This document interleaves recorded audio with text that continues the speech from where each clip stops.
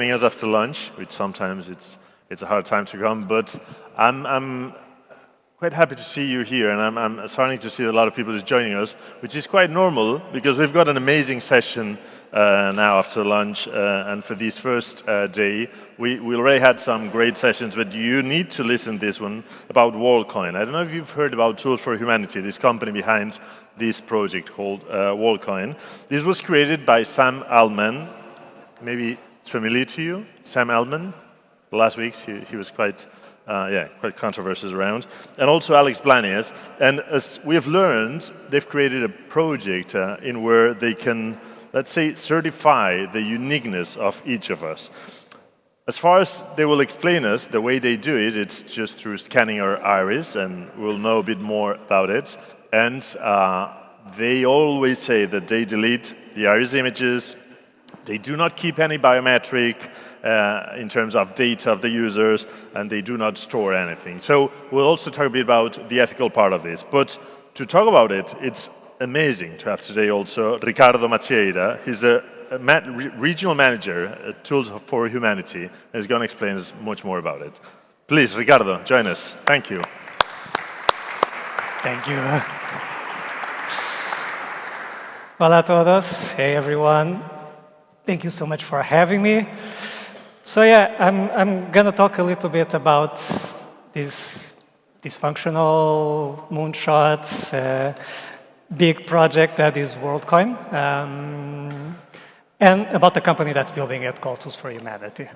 So yeah, very short intro. So I'm Ricardo. I'm the regional manager for Tools for Humanity.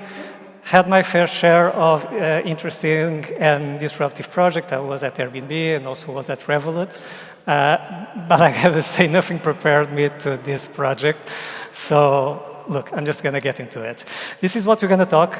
So basically, I'm going to talk a little bit about this concept of humanness in the age of AI.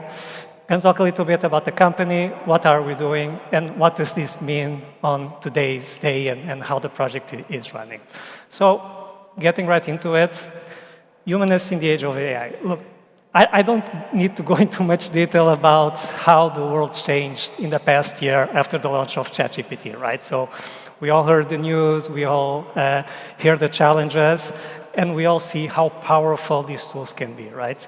And these large language models, image creation, this is already very disruptive in the world today. And it brings a lot of benefits, but it also brings a lot of challenges.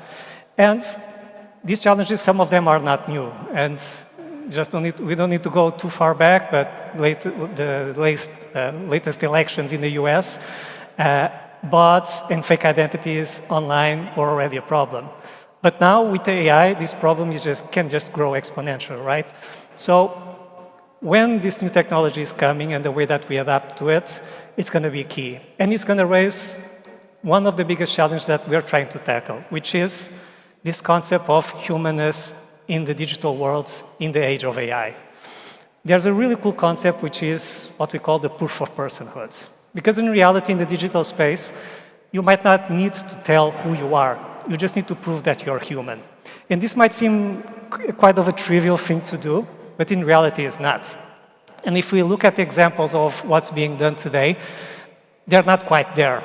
I'm going to give you an example. So we all know the efforts that Elon Musk and his team are trying to do to basically weed out bots out of X, former Twitter.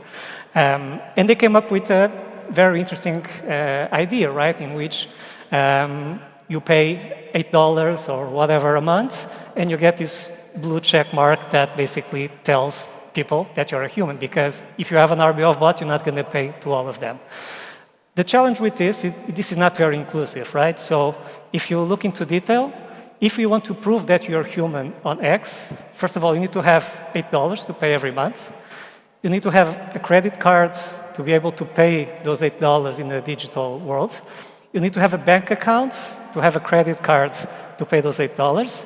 And you need to have documents to open a bank account to pay those $8, right? So this is basically excluding the majority of the world's population, right? So like we all say in tech, there needs to be a better way, right? So that's why we started working on this concept, and that's why Tools for Humanity and Worldcoin were born. And I'm going to tell you a little bit about how these two things are separate, because this is important for what we're trying to build here. So on one side, you have Tools for Humanity. So Tools for Humanity is the technology, hardware, software development company that was created by Alex Blania and Sam Altman to start tackling a few of the challenges that humanity faces in this new world. And the first one that we're tackling is this of digital identity and financial inclusion. And that's why right now our main focus is the Worldcoin project. And what Worldcoin is we're trying to build the biggest network of real human beings. There are a lot of big networks out there, but like I was mentioning in the past, maybe some of them are not only with humans, right? There are bots basically permeating and changing a little bit what the platform should be doing. So we're trying to do just that with Worldcoin. So basically, we're building this network that on one side, it has the ID part, and on the other side, it also has the financial part. And this is also a very interesting part of the process that will allow us to do very interesting things. And at the end, the Worldcoin protocol, and the reason why it's separate is because the way we're building this, we want it to be decentralized. Because we know this is very powerful, and we really believe that this shouldn't be in the hands of one entity or one single person. So the way we're building it is pretty much aligned in the ethos of the Web3 and the blockchain space, which is we're building a foundation that will allow people that are part of the network basically decide on the direction that the project goes. So in theory, it's all fun and games, but how does this actually work? So how do people join this network? It's pretty simple. You just download the app. It's called the World app. You can find it in any app store. After you create an account on the app, and by the way, you don't need to share any data in the app. You can just create an account without putting your email, your phone number. It's totally up to you. You just need to then find an orb. And the orb is this very interesting machine that we've built that basically will help you verify as a human in the digital world. And I'm going to go into more details a little bit further. And then after you verify it, you basically start receiving your fair share of the project, the Worldcoin token. And this is our way to basically give people access and control of the project itself. So as soon as you join, the more tokens we will receive, and we're basically going to distribute 80% of all the tokens to people that verified through our platform to basically give ownership to real people. Going more into details, this is the World app, and once again, if you just download, you can just check it out. So basically, World app is split into three main areas. First of all, you have the World ID, and the World ID will allow you to verify in different ways. The most basic one is if you want to verify through your mobile phone, through an SMS, you can do it. That's like the layer one of identity. But we all know that that's not very resilient, right? So I can have 3 phones, and then I can have 3 accounts.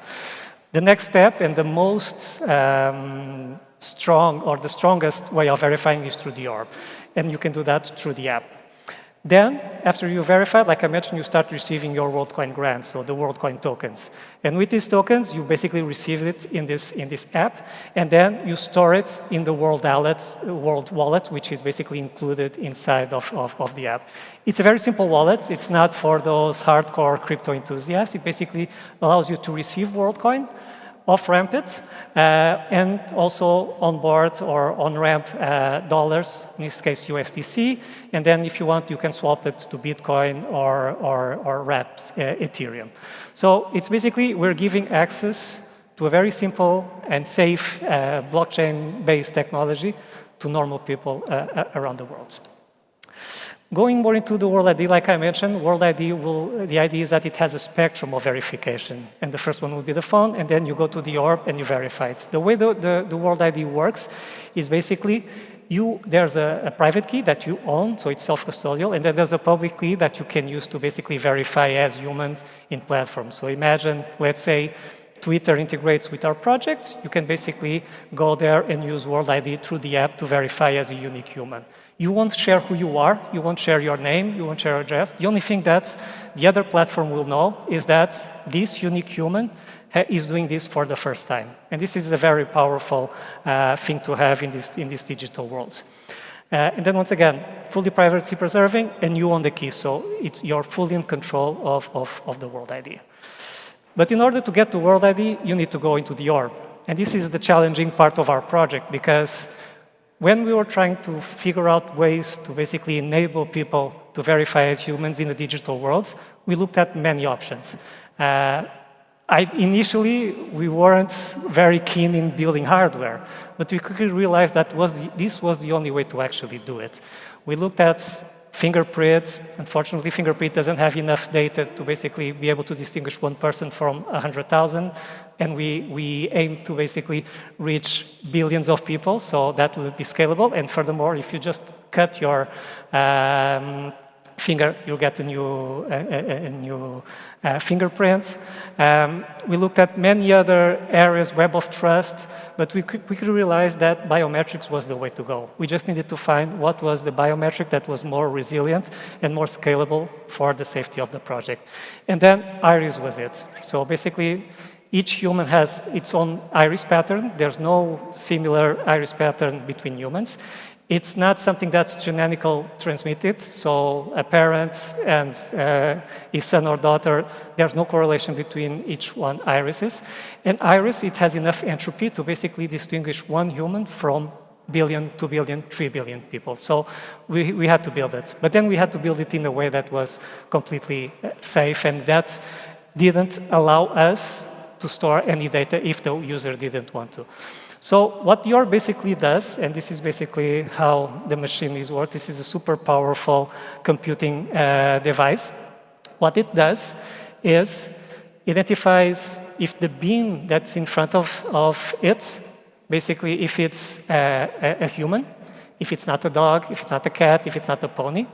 Secondly, if it's a real human, if it's not like a cardboard cutout of someone. And then what it does, it takes 2 images, one of each of your iris, transform those iris images into what we call the iris code, which is a technology that exists for almost 20 years. By default, deletes the images of the iris, and the only thing that actually leaves the orb is the iris codes. Then the iris code is compared to all the other iris codes in the Worldcoin encrypted database to check if there's a similar code. And if there's no similar code, it means that this person hasn't verified as a human in our network. So what it will do, it will basically give indication to the World app to basically put a stamp on World ID and say, this human has been verified for the first time in Worldcoin. And this basically enables this verification in the digital world.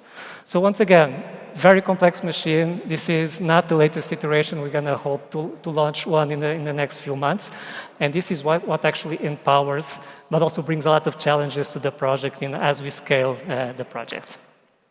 And then, after you verify, you get the World token, the Worldcoin token. And it's basically a token that allows you to have ownership of the project. Right now, we are giving away every 2 weeks 3 Worldcoin tokens to each of the users. And the idea is that we distribute them until we run out of them. And then we know that the project is in the hands of the community. Then people decide what to do. They can keep it, they can sell it. At the end, it's their decision what they make of it. But then, as I know, and this is a challenging part, this raises a lot of questions, right? In terms of security, we're talking about people biometrics, and we take this very seriously, and basically this big bunch of text really proves it. This is very complex, and it comes with a lot of nuances and details. I won't ask you to read through it, even though you can. If you can just go to our website, you can check all the information, and if you also want to check our white paper, you can do so. But I'm just going to highlight these main things that I mentioned here. So, like I mentioned initially, no personal information is required. So when you sign up, if you don't want to share, you don't need to. And this is, by default, privacy first design in the way that we implement it. The World ID is not connected to the wallet, so when we look at the app, those two are not connected, so we have no way to figure out which transactions the World ID is doing, and we also want to have this to ensure that this completes privacy in the way that it's designed. We have a very strong team that is constantly pushing the envelope on the concept of zero-knowledge proofs. I don't know how much of you understand this concept or know about it, but basically is how can we, in a mathematical way, share an information without actually sharing what the information content is all about. This is going to be key in the future, in the way that we kind of engage in the digital world and that we basically allow or identify or share the information that we want without actually having to share it in the way that we are currently doing nowadays with the current tools that we have in place. Then, like I mentioned, the orb, it basically computes on device. So the only thing that actually leaves the orb by default is the iris code. And we made this by design to ensure that it's 100% safe in the way that's designed. By default, the iris image is deleted unless the user says they don't want it to be deleted, and there are some benefits on doing so. And then, at the end, and this is the key aspect of the project, you don't need to believe us. You can just check it. Because the way we designed this and the way we are operating is that everything is going to be open source. And there's a lot of parts of the project that you can go already in the GitHub and check how it works. Even parts of the orb are open source. So we're very committed with this idea of actually sharing the knowledge and sharing the project to the community in the way that people don't need to take our word. They can just check it. But then, once again, it's all fun and games in theory, but how does the rubber hit the roads? And how do we have people signing up, and what's the interest about the project? So last end of July, we launched our token, and it was a major milestone for us because up till then, we were still operating kind of in a beta mode. We had a few orbs around. We were basically distributing our token, but the token was not transactionable, so we were basically promising people that as the token is out, what you've collected until far, you can trade it. So this launch was a really big thing for us. And by July 24th, which was the day that we launched, this was kind of where we were. We had people downloading the app in some regions, but then it just exploded. And this is right on the second week, the interest just went up. Even us, we weren't expecting this much buzz around it. But we also made a fuss about it, right? So it was a big moment, so we wanted to launch it. So we did a few campaigns. You probably saw some of the outdoors here in Barcelona. We wrote a letter in the front of Financial Times, basically explaining the project, in a letter signed by Sam and by Alex, explaining why the project is important and why this is going to be relevant. And we just tried to share more about the projects in the way that was more scalable and that impacted more people. We launched orbs all over the world, right? So for a few weeks, we had orbs in LA, in Tokyo, in Singapore. We already had orbs in Lisbon. We had orbs in Madrid, in Barcelona. So we really made the most to basically make the orb accessible because, once again, without the orb, you cannot verify. And the funny thing is that the world responded. And from the day we launched, we had lines just of people wanting to sign up. This is some pictures of Singapore, Buenos Aires, Tokyo, Nairobi, Seoul, Barcelona, Madrid was the same, Lisbon was the same, Porto was the same. So we had a real buzz around the project. And this was actually what actually really validated the project for us, is that people understand the benefit of the product that we're building. Yes, there's a little bit of challenging in terms of the way it's done, because at some point, it can be a little bit hard to understand, but people really see the benefit of joining our project. And if people follow, so does the media, and so does the everyday culture does it. So we got a lot of attention about the project. Look, I was in Revolut, I was in Airbnb, I kind of saw how highly scrutinized companies can be, but I got to tell you, nothing prepared me for the level that it was with us. Super interesting, a lot of interest, but in reality, I think we kind of hit our goal, right? Because if you want to make this accessible to everyone, we actually need to explain this to everyone and need to make this accessible and basically educate people about the project. So this is still ongoing. We're still opening up new countries. We're still rolling out, and the idea is that if anyone wants to sign up, they can have an orb nearby and just do their verification in a very easy and seamless way. And I'm going to leave it at that. This is where we stand right now. We have 2.5 million people already with their World ID verified. We have people from more than 120 countries verified. Per day, we're doing over 100,000 verifications around the world. Just in Spain, we are doing over 10,000 verifications every week, which is super good. It's like basically our growth engine in Europe right now. The wallet also generates a lot of transactions, so people are actually using and retaining and staying with us. So we're super bullish about this project, and we're really happy to be able to share this with everyone. Please do ask questions, read about us. We have a very extensive blog that explains the technology, the concept, the way we work. We try to be as transparent as possible to basically allow people to make their own decision about the project. Also check our Instagram and Twitter where you can see more fast-paced information. And I would also advise you to check our Discord, which is where our community joins. And actually in Discord, you can verify as a human with your World ID. So it's one of the first of the many use cases that we hope to have in the near future. That's it from me. Thank you so much for being here, and have a great day. Great. Wow. Thank you. Thank you. Thank you very much. I don't know if, Ricardo, we can ask you for, I don't know if there is any question in the audience, but I'm sure that this is mind-blowing for many of us, and probably there is some question. I know we've got some colleague around with the mic. Is anyone in the audience who would like to ask any question to Ricardo? Okay, we've got a hand there. We have like 4 or 5 minutes, 6 maximum, so we can just share some questions. I would like to know how much money do you have to become a standard in the market, so everybody use it, and also,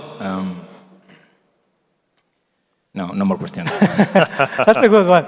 No, so look, we've been very lucky to have a lot of investors that believed in the project, so that really helped us get where we're going, because look, it's a hardware. We need to build it. We need to pay the builders that produce this. We need to pay the people that work. So the funding rounds were important for us to get there. But that's not the end game of the goal, right? So like I mentioned, the idea is that the project is completely decentralized and then people can actually own it. So yes, the VCs will have some ownership, but at the end, the community will actually decide where it's going, and that's what we're really focused on. I remember the question. Do you plan to also build APIs so other people can build layers? Yeah, so we already have some. If you go, we have our API, not our API, but our APK, basically the developer kit that builders can start building on. You just need to go, apply, and our developers will give you access. At some point, it's going to be open and permissionless, so anyone will be able to build and use World ID for their own projects. We've got another question around. Hi, Ricardo. Thank you. Is the coin listed in any crypto exchange? Yeah. So basically, the exchanges decided if they want to list it or not, and there are a few. So Binance lists it. I think there are a few other that do so. So yeah, it's an open. It depends on the exchange that if they want to list it or not. But you can buy Worldcoin if you want in one of those, or you can just go and receive it for free with the verification. I'm sure there's going to be some other question. While we wait for any other hand, let me ask you something that I'm sure that many people here suspicious on what you said. You said, no, we're transparent, you can see it, which is great. GitHub, this is clean for everyone. But where's the business? That's a fair question. Say, okay, so that's why a fair do you question. do this for? So yeah, I think at the end, the technology is the business, right? And the way that we develop this and the way that we build the token around the technology and around the ID part, I think that's going to be the real thing that will actually make the project self-sustainable. Because there's a lot of people that will only want the tokens that we're distributing, but there are other people that might want to buy it, right? And then we might have other projects that might want to use the technology. And if they want to use the technology, one of the potentials might be you just pay a small fee for each verification in WLD. So there's ways that we are figuring out at this moment. Let's be honest, we don't make money, but the idea is that as the network grows, it becomes more valuable, and then things will actually self-realize on its own. But at the end of the day, it's not going to impact to the customers No. directly, or to the people. It can be impacting the companies who want to use it. Because we're going all the way to ensure that we don't have any data, and I think this is the coolest thing about the project, which makes our job much harder, but at the end, this is in the core of the project, the way we want to design it. Super. So any other question around? I don't see. Well, we've got, let me go for anyone asking. Here in the middle of this corridor, I've got a question. Someone is going to you. Okay, here in the middle of the corridor, and then back, we've got a woman down there, I think. Sorry, because I don't see very well. Okay, we've got a mic here, and afterwards we'll go with you. And yeah, just a second. There is a mic? Yeah, we'll give you the word. Just if you wait a second so that everyone can listen to you. Please. Yeah, thanks. I love the project. Are there any plans for proving your humanity at the time of the action? Because it seems here that you prove your humanness once, and then you have the app. But at that point, I could automate, say, using that APK, and I could tweet. I could sell my account to a bot, right? And it would look like a human. Or I could sell my account to somebody that wants to solve captchas, and because I've proved my humanity once, that's then continuously leveraged. Do you have any plans at the point of, it feels like you need a hardware thing that the human uses all the time to verify that they're still human? Yeah, so that's a very fair question, right? And this is a big challenge. And even normal IDs have that challenge, right? You lose your ID, you're in a conundrum, right? And this is what we're building, and we're going to roll out a few really interesting updates in the next couple of days, so be on the lookout, because we're trying to tackle just that, right? Ensuring that people can use their World ID. If they lose their World ID, they can recoup it. So there are a lot of things that are on the works, and we're going to roll out very soon to tackle exactly those challenges. Okay, so if we can get the mic over this lady. Well, we maybe need it, because if not, the rest of the audience is not going to listen to you, so it will be great if we can listen to you. I think that was one of the greatest coincidences of my life, that I just signed for it at Glorious. Ah, cool. Yeah, Awesome. and the girl that was working there, she was explaining me how it works, and I would just want to know something. When you withdraw the money, the tokens, is there any kind of data collection? Because you have to give or a credit card or a bank account, or maybe, I don't know, maybe you can go to an exchange place and exchange it. And that was my question. It's the only thing that I was questioning when I signed it. Thank you so much. Yes. Thank you. So we are not the ones that basically convert the amounts that you have into currencies, and that's a very highly regulated market, right? So what we have is partners that you can integrate that will take you to on-ramp or MoonPay that allow you to do that conversion. And then, yeah, because of regulations, they ask you to provide more data. But then at the end is your decision which provider you decide to use. But one thing is sure, from our side, we won't share because at the end, we don't have the data to share. So it's another step that you're going to have to do because these partners need to also comply with financial regulations. Great, thank you. Thank you very much. I don't know if there's any last quick, very fast question. we got someone, okay, let's go to the fans with the third question again. I don't know if we can get that mic fast because we've got 30 seconds and Enrique is waiting for us for the next session, which is very promising too. It's connected with the last one. So there is tools for a higher layer of connectivity, but there will be like a lower connectivity for any other blockchain to able to connect. Like imagine that I want to work with anonymous coins. Could I just get into the code and then use all your tools and then just work with that? I don't want to say anything wrong because I'm not a developer, but once again, the way we're building it is to be a permissionless protocol. So in theory, I guess partners can basically go there and work. I'm not sure to which extent, but if you just go to our website and talk with our team, surely they will share everything that you need to know. Great. Thank you, Ricardo Macieria. So it was great listening to you. Thank you very much. Great. Thanks. Okay. Super interesting session. He's taking the orb, so that's just showing that no one is going to get us scanning irises and all over the place.